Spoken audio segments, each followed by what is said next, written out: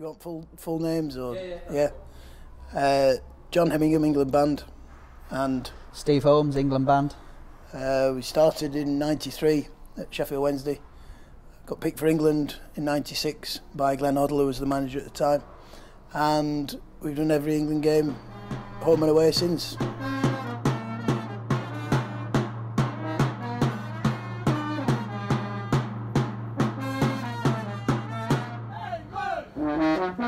Well, we were playing for Sheffield Wednesday at Highbury, and what were we winning 1-0? Yeah, which was not very quite unusual. right, very unusual.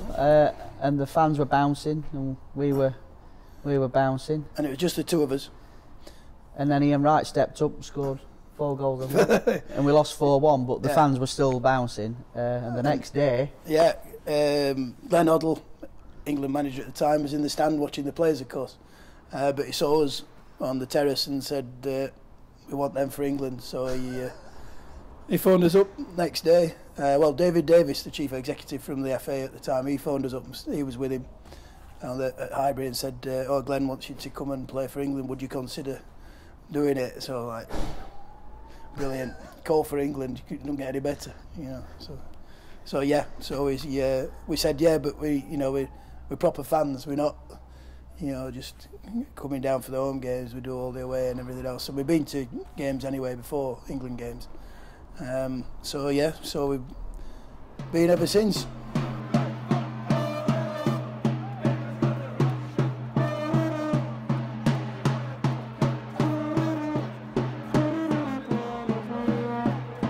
Well, start was '93, wasn't it? 1993, so it's what, 25 years, is it? Is that right? Yeah. Yeah. 25 years. Is it 25? It is. Does it feel like 25 years? It depends. To me hands it does. We're banging the drum for 25 years, but it doesn't actually, because I think what we tend to do is gauge things by tournaments. So it is, yeah. We're like, no, 98, 2000, and so the 4-year segments were Euros or whatever chucked in between. So it doesn't seem like 25 years, but my goodness, that's a long time. So it is a long time, and we've now got members who weren't born when we started, which is just mad. That's right. Totally mad. We've got lads who are 16, 17 year old. Well, 2021, who, they weren't even born when we started. And it only came about for a laugh, because I played the bugle when I was in the Cubs Scouts in Wadsley in Sheffield, and sneaked it on my jumper at a Sheffield Wednesday game away and just pulled it out, and then Trevor Francis, who was the manager, picked it up, and then, like we said, 3 years down the line, Glenn Hoddle picked it up, and the rest is history. I must add, you played, but he just when he got the Sheffield Wednesday call after doing Everton away with bugle, we went to matches together and that, and he just says, Trevor Francis wanted somebody who'll bang a drum. Well, I've never. All I did was bang footballs. I never banged a drum. We got sort of 6 season ticket holders, and only me had played. And he says, "Can you get when he was at Sampdoria, Italy manager, or manager in Italy, he said they always had bands in the crowd and all the rest of it. Can you get some mates?" So I said to Murray and a couple of others, "Fancy doing this?" "Oh, yeah. Well, what do you want to play?" "Well, I'll do drum and I'll teach you how to blow a trumpet," and then and off we went. It.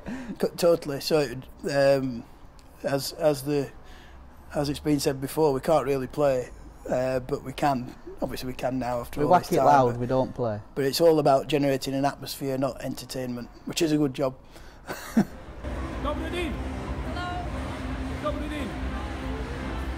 Oh, it's good. I mean, it fills your chest. Bit of kudos and that. With pride. It's. But feet on the ground, it's nothing to get too carried away about.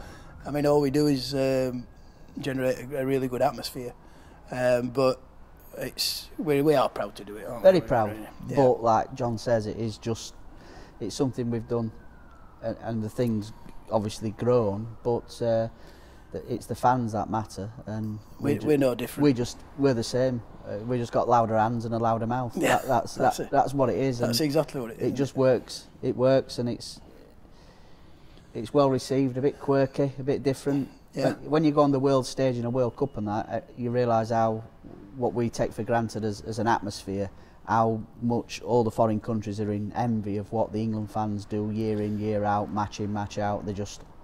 They're aghast at the noise and the humour and what have you that England fans bring to football. We do like a challenge as well. You know, we do like a challenge if the opposition are having a go at being louder than us.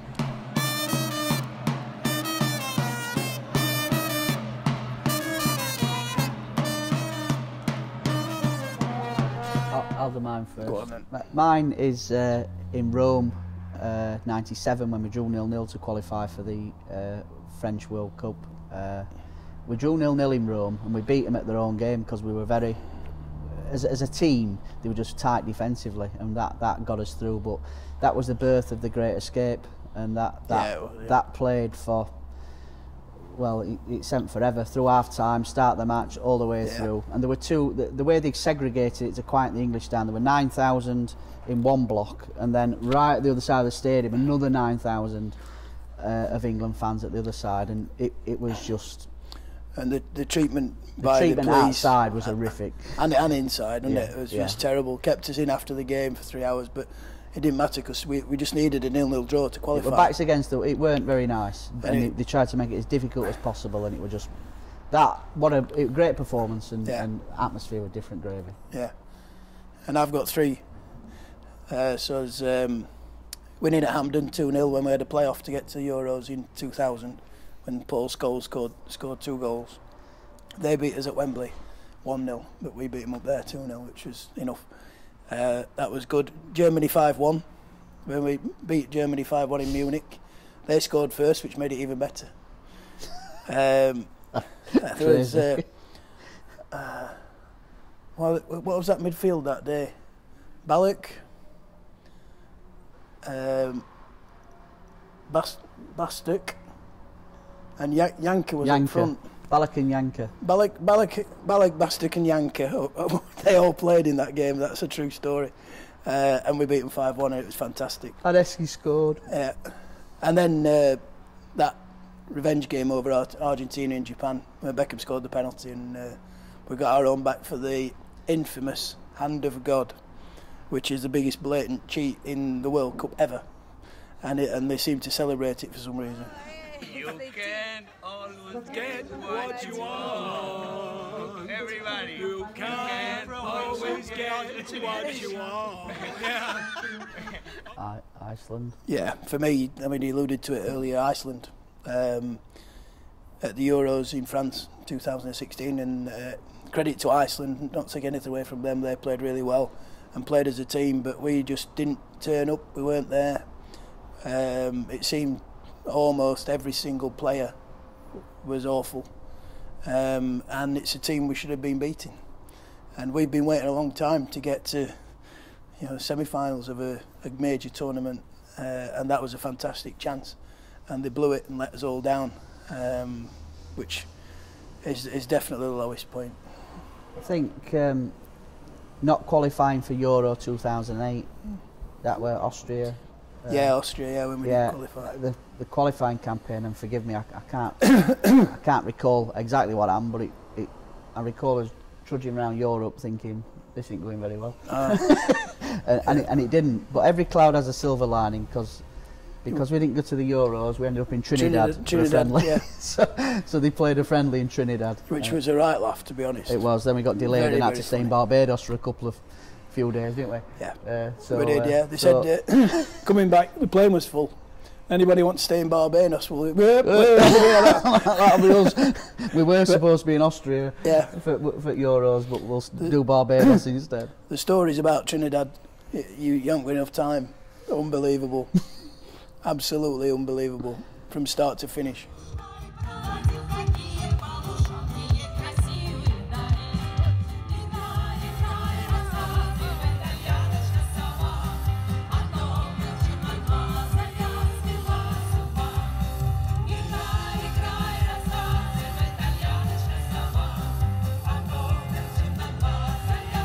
We're in the hotel, and obviously we knew that Turin is home to Fiat, where Fiat started, and we're in this hotel, and we said, I wouldn't mind going to that test track of Fiat which is featured in the Italian Job. We play the Self-Preservation Society at games, so which is from the film, obviously. So we said, oh, you know, to the receptionist, where's this Fiat factory and the track on the on the roof? And they said, well, it's here. You're in it. And I didn't know. Nobody. We didn't know. No idea. Fiat have moved from Turin, and the factory now is hotel, shopping centre, and all the rest of it. But the test track's still on the roof. So we got the key, and we were on the roof walking around the test track, singing Self-Preservation Society. Yeah.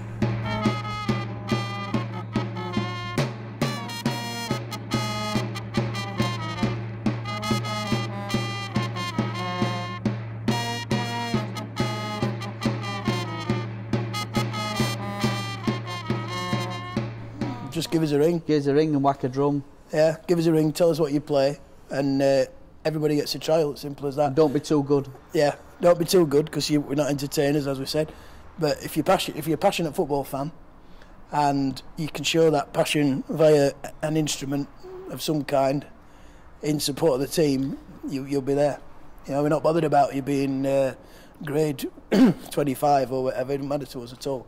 If you've got the passion for the game and you can express that, then yeah, we'll have you. And you've got to fit in as well. That's probably the main thing. You've got to fit in and be of the right character, shall we say?